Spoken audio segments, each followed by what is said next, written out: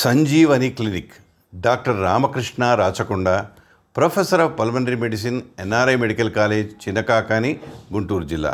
Clinic A1 Ramkutir majestic 3/13 Brodipet, Guntur, Andhra Pradesh. భారతదేశంలో స్వాతంత్రం వచ్చిన తర్వాత వైద్య సౌకర్యాలు మెరుగుపడ్డాయి. ప్రజల జీవన విధానం మెరుగుపడింది. జీవనకాలం పెరిగింది. జీవన ప్రమాణాలు పెరిగాయి. రోగ నిర్ధారణలో, చికిత్సల్లో విప్లవాత్మకమైన మార్పులు వచ్చాయి. సామాన్య ప్రజలందరికీ ఆరోగ్యంగా జీవించాలన్న తపన బలపడింది. వైద్యంలో ఎన్ని ఉన్నత ప్రమాణాలు ఉన్నా వ్యాధి నివారణ ఈ రోజుకి ప్రధానమైంది. ఇప్పుడు భారతదేశంలో ప్రపంచం గర్వించేటట్టుగా ప్రపంచంలోని అంతర్జాతీయ ప్రమాణాలకి ధీటుగా దేశంలో వైద్యం జరుగుతుంది. సామాన్య ప్రజలకి ఆరోగ్య సమస్యలు, వైద్య విధానం, నివారణ చర్యల గురించి వివరించడమే ఈ సంజీవని క్లినిక్ ప్రక్రియ ప్రధాన లక్ష్యం. గత 40 సంవత్సరాలుగా వైద్య వృత్తిలో ఉన్న అనుభవంతో నాకు తెలిసిన విషయాలు శ్రోతలతో పంచుకుంటున్నాను. యాస్బెస్టోసిస్ రచన డాక్టర్ రామకృష్ణ రాచకొండ, ఊపిరితిత్తు వ్యాధి నిపుణులు, గుంటూరు. వృత్తిపరంగా లేక ఆక్యుపేషనల్ లంగ్ వ్యాధుల్లో యాస్బెస్టాస్ లంగ్ డిసీజ్ ముఖ్యమైనది. వృత్తిపరంగా యాస్బెస్టాస్ ఫైబర్లు పీల్చిన వారికి కొన్ని సంవత్సరాల తర్వాత ఈ వ్యాధి రావచ్చు. ఈ యాస్బెస్టోసిస్ వ్యాధి ఊపిరితిత్తులను గట్టిపరిచి ఆయాసం కలుగజేస్తుంది.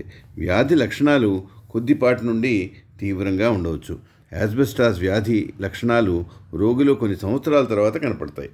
యాస్బెస్టాసిస్ ఫైబర్లు పీల్చిన సంవత్సరాల తర్వాత ఊపిరితిత్తుల క్యాన్సర్, ప్లూరల్ మీసోథీలియోమా అనే లంగ్ క్యాన్సర్, ఊపిరితిత్తుల ధమనుల్లో ప్రెషర్ పెరగడం, గుండె మీద ఒత్తిడి కలగడం, యాస్బెస్టాస్ ఎక్కువ మోతాదులో పీల్చిన అనేక సంవత్సరాల తర్వాత రావచ్చును.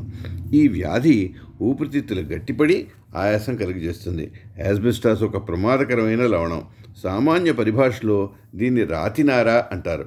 ఓడల తయారీ కర్మాగారాల్లో ఈ రాతినారను వాడతారు. చాలా దేశాల్లో యాస్బెస్టాస్ను నిషేధించారు. యాస్బెస్టాస్ రేకులను ఇంటి నిర్మాణంలోనూ పరిశ్రమల్లోనూ వాడతారు. యాస్బెస్టాస్తో పనిచేసిన కార్మికులకు అనేక సంవత్సరాల తర్వాత ఊపిరితిత్తులు గట్టిపడి ఆయాసం వస్తుంది. యాస్బెస్టాస్ తీగలు సన్నగా, పొడుగ్గా ఉంటాయి. యాస్బెస్టాసిస్ ఎవరిలో వస్తుంది? యాస్బెస్టాస్ గనుల్లో పనిచేసేవారికి, విమానాలు, కార్ తయారీ, మరమ్మత్తు చేసేవారు, బాయిలర్ ఆపరేటర్స్, గృహ పరిశ్రమల నిర్మాణ కార్మికులు, ఎలక్ట్రీషియన్స్, రైల్వే పనివారు, వీరిలో యాస్బెస్టాసిస్ రావచ్చు. యాస్బెస్టాసిస్ ఫైబర్స్ 2 రకాలు. ఒకటి సన్నగా పొడుగ్గా ఉండే యాంఫిబోల్, వంకర్లు తిరిగి ఉండే సర్పంటైల్ ఫైబర్స్.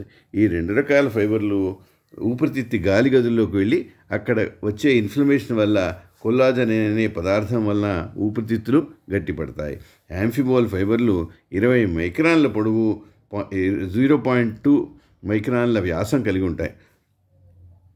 యాస్బెస్టాస్ కార్మికులకు పీల్చిన 20 నుంచి 40 సంవత్సరాల తర్వాత ఊపిరితిత్తుల క్యాన్సర్, ప్లూరల్ మీసోథీలియోమా అనే ఊపిరితిత్తుల పైన ఉండే పొరల్లో క్యాన్సర్లు వస్తాయి.